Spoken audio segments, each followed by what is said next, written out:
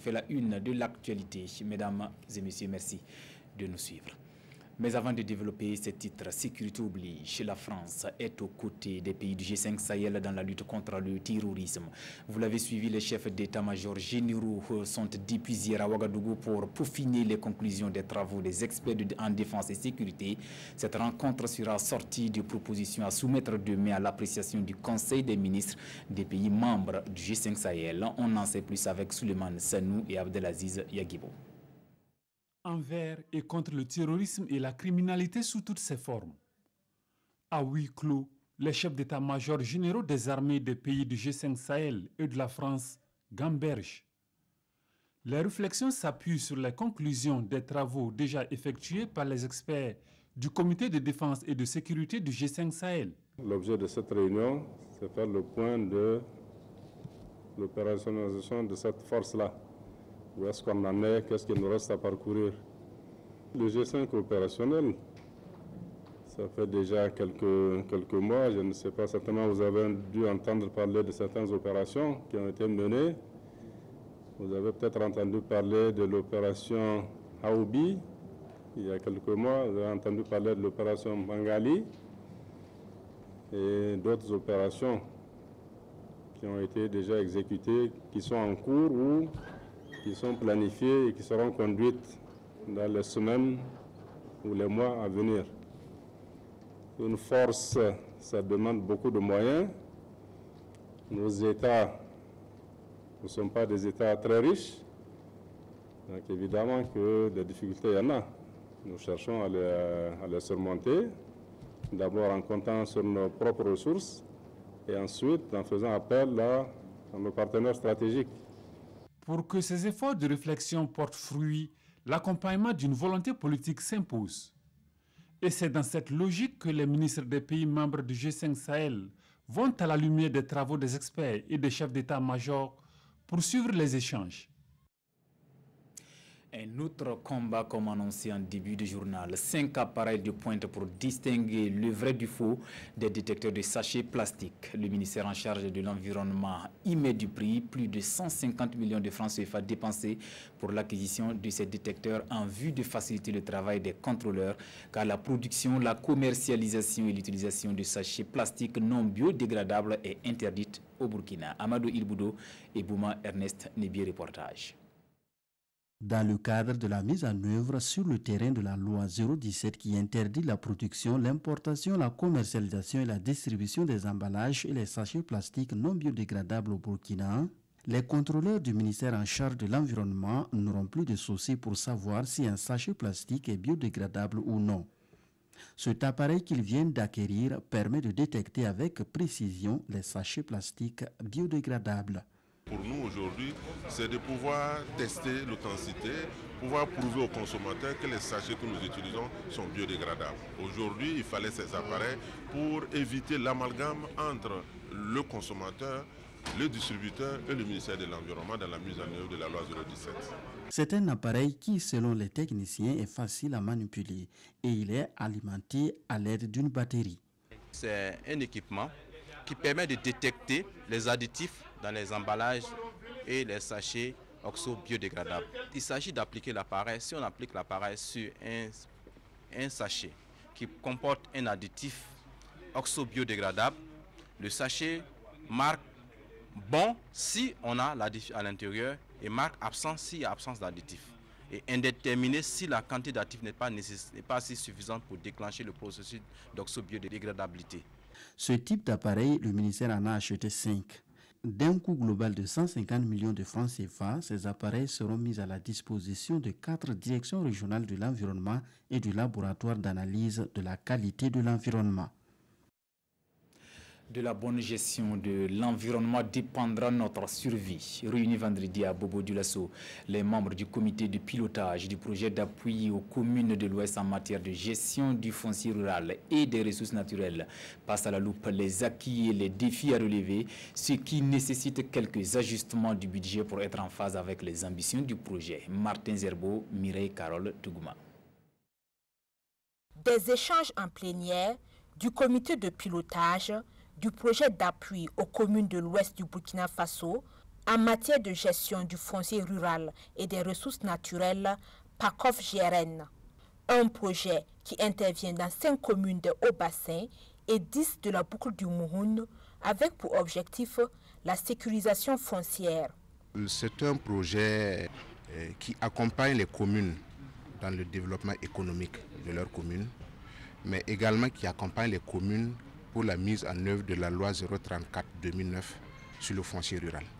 Nous sommes à l'heure actuelle au stade où, avec les communes, on est en train de recevoir les premières demandes d'attestation de sécurisation foncière rurale. Ça veut dire que toute la structuration relative à l'offre de sécurisation foncière en milieu rural a été mise en place dans chacune des 15 communes d'intervention.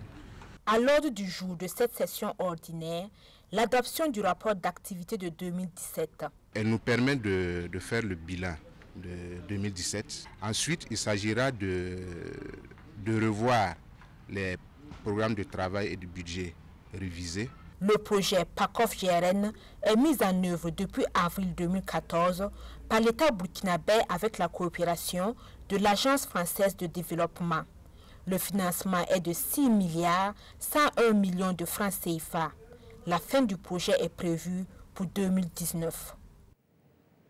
Autre point de l'actualité, préserver la paix à tout prix. Eh bien, les jeunes de Barsalago mobilisent les énergies pour la promotion de la tolérance religieuse dans le Salmatenga. Premier acte de cet engagement hier, ils ont réuni toutes les confessions religieuses pour exprimer leur souhait, la coexistence pacifique pour un Burkina radieux. Kwale Nebié et Ismaël Diloma Sirma, reportage. Imam, Naba, curé et pasteurs sur la même scène pour prôner la même religion, celle de la paix pour les enfants de Barsalgo et de tout le Burkina. Avec la jeunesse de Barsalgo réunie comme un seul homme, les leaders des différentes communautés religieuses ont distillé un message rassembleur. Dans la parole de Dieu, il est écrit que c'est ensemble que les hommes peuvent faire de grandes choses. C'est de l'unité que naît le développement.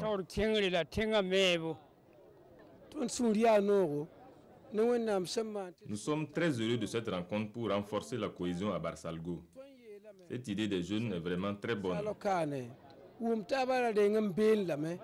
Cette idée des jeunes est baptisée 72 heures de la tolérance religieuse à Barsalgo. Et pendant 3 jours, des dons de sang, des nettoyages de lieux de culte et des conférences sur la paix sont au programme. Que Dieu leur donne plus de force pour qu'ils puissent perpétuer cette activité à travers tout le Burkina.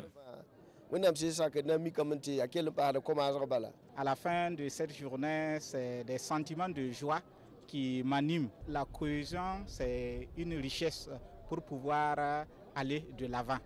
Et les différentes religions qui cohabitent ensemble peuvent surpasser les petites différences pour pouvoir travailler main dans la main. Cette action des jeunes de Barsalgo est soutenue par le ministère en charge de la jeunesse, qui a adressé un message de paix, source de joie de vivre, avant d'inviter les jeunes à travailler ensemble pour un mieux-être.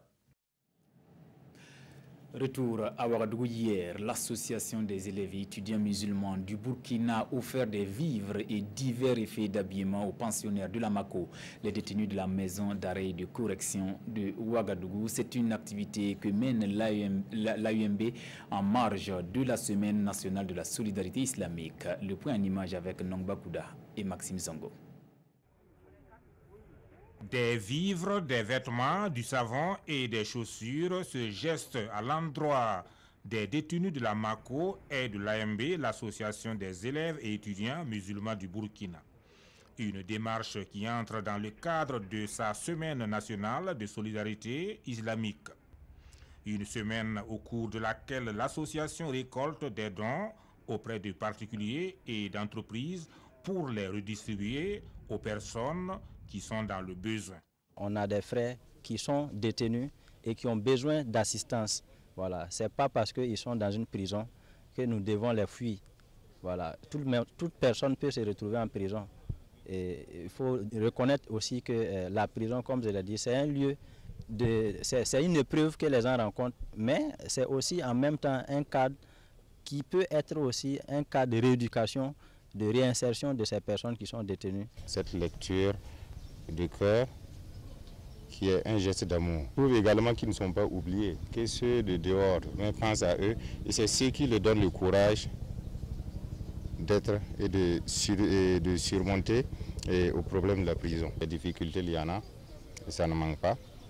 Voilà, et tous ceux vraiment qui sentent qu'ils peuvent faire quelque chose pour leurs frères, leurs sœurs en prison, qu'ils n'hésitent pas. La Semaine nationale de la solidarité islamique est à sa 9e édition. Chaque année, elle permet d'apporter du soutien et du réconfort à des personnes nécessiteuses. À présent, la joie de la population de Nouna dans la Kossi. Les sœurs de la charité viennent de mettre à leur disposition un centre socio-éducatif. Il s'agit d'un complexe scolaire allant du préscolaire au poste primaire, un centre qui fait de l'éducation inclusive une priorité. L'inauguration du joyau avec Lassina Ouattara et Christophe Traoré. C'est cette coupure de ruban qui marque l'ouverture officielle du centre éducatif des sœurs de la charité de Nouna. Cet établissement, composé d'un préscolaire et d'un premier cycle, va offrir une éducation inclusive au profit des enfants de la commune de Nouna, de la province de la Kossi, de la région de la boucle du Mouhoun et même du Burkina tout entier. L'enfant doit accéder à l'école, mais ce n'était pas le cas. C'est ça qui nous a motivés de créer ce centre qui va accueillir, qui ne prend pas encore son nom, puisque c'est le côté de l'éducation qui sont là. Mais on a dit que c'est un centre inclusif et socio-éducatif. L'Église nous a montré son rôle de partenaire privilégié pour justement l'atteinte de cet objectif-là en matière d'éducation, d'accès à l'éducation de qualité aux enfants vivant avec un handicap. La construction de ce centre-là va favoriser et permettre déjà de pouvoir passer à des taux de scolarisation assez élevés pour cette frange d'enfants de notre population. Le gouvernement du Burkina apprécie positivement cette réalisation qui entre en droite ligne avec sa politique nationale en matière d'éducation. Et le ministère en charge de l'éducation ne ménagera aucun effort pour soutenir de telles actions. D'un coût d'environ 130 millions de francs CFA, l'établissement est appelé à devenir un centre de formation professionnelle à l'avenir. Dans l'actualité internationale, la France et l'Allemagne font front commun contre la décision américaine de sortir de l'accord nucléaire iranien. Pour eux, Washington ne saurait être le gendarme économique de la planète. L'Allemagne et la France ont à nouveau vivement réagi vendredi à la décision unilatérale des États-Unis de sortir de l'accord sur le nucléaire iranien. La chancelière Angela Merkel s'exprimait devant un congrès en Allemagne, à Münster. Il n'est pas normal qu'un accord qui a été ratifié, approuvé par le Conseil de sécurité des Nations Unies à l'unanimité, qu'un tel accord soit dénoncé unilatéralement par l'une des parties. Cela porte atteinte à la confiance en un ordre international. Plus offensif, le ministre français de l'économie et des finances Bruno Le Maire a dénoncé la tentation des États-Unis de se prendre pour le gendarme économique de la planète. Qu'est-ce que nous voulons être? Nous voulons être des vassaux qui obéissent le doigt sur la couture du pantalon à des décisions prises par les États-Unis d'Amérique? Ou nous voulons, nous, Européens, dire voilà, nous avons nos intérêts économiques, nous estimons que nous voulons continuer à faire du commerce avec l'Iran. De nouvelles manifestations ont eu lieu vendredi dans plusieurs villes d'Iran, au cours desquelles des slogans anti-américains et anti-israéliens ont été scandés. Le drapeau des États-Unis a encore été brûlé. Les ministres des Affaires étrangères allemands, français et britanniques se verront mardi prochain à Bruxelles avec la chef de la diplomatie de l'Union européenne. Ils y seront rejoints par leur homologue iranien. Le ton s'est apaisé. Des ennemis d'hier se parlent depuis quelque temps sur le front nord-coréen. La Maison-Blanche promet aider Pyongyang sous condition de bonne foi. Kim Jong-un et Donald Trump préparent activement leur toute première rencontre, un tête-à-tête inédit prévu le 12 juin prochain à Singapour. De retour de Pyongyang, où il a de nouveau rencontré Kim Jong-un pour la seconde fois en un mois, Le secrétaire d'État américain a évoqué vendredi des discussions bonnes et chaleureuses. Les deux hommes préparent la toute première rencontre entre un président des États-Unis et un dirigeant nord-coréen prévue dans un mois à Singapour. Mais derrière les discours de façade et les gestes de bonne volonté de Pyongyang, Washington reste ferme. Si la Corée du Nord prend des mesures courageuses pour une dénucléarisation rapide, explique le secrétaire d'État américain, alors les États-Unis sont prêts à travailler avec la Corée du Nord pour la mener au même niveau de prospérité que nos amis sud-coréens. Dans le Colorado, le célèbre centre de commandement américain de la défense aérospatiale reste néanmoins en alerte, à la recherche du moindre indice de missile en provenance de la Corée du Nord. Le message est clair, le dictateur nord-coréen doit maintenant tenir ses promesses. C'était là notre version de l'actualité de cette mi-journée. Merci de votre fidélité au programme de la télévision du Burkina. Bon week-end à tous.